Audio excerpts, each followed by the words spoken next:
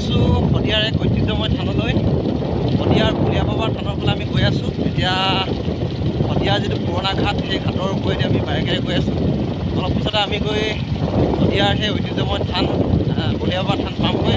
আপোনালোকে চাই থাকিব ভিডিঅ'টো শেষলৈকে, চাই চেনেলটো ছাবস্ক্ৰাইব কৰিব, লাইক কৰিব আৰু ভিডিঅ'বিলাক শ্বেয়াৰ কৰিব। ধন্যবাদ। বন্ধুসকল, এয়া আপোনালোকে দেখিছে শদিয়াৰ প্ৰাকৃতিক দৃশ্য, শদিয়াৰ শস্য শ্যামলা পথাৰৰ দৃশ্য। শস্যই শ্যামলী হৈ বৰ্তমান সেই পথাৰবিলাক ভৰি পৰিছে। এক সুন্দৰ দৃশ্য, এক মনোমোহা সৌন্দৰ্য।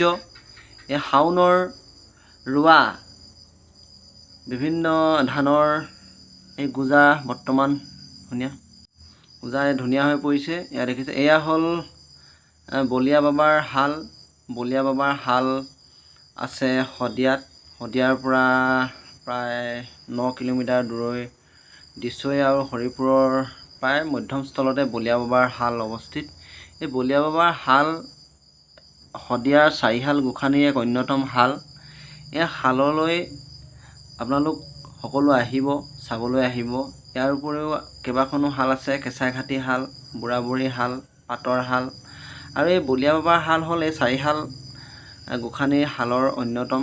আপোনালোকে বলিয়া বাবাৰ শাল চাবলৈ আহিলে নিতান্তই আপোনালোকে এক বৰ আনন্দ উপভোগ কৰিব।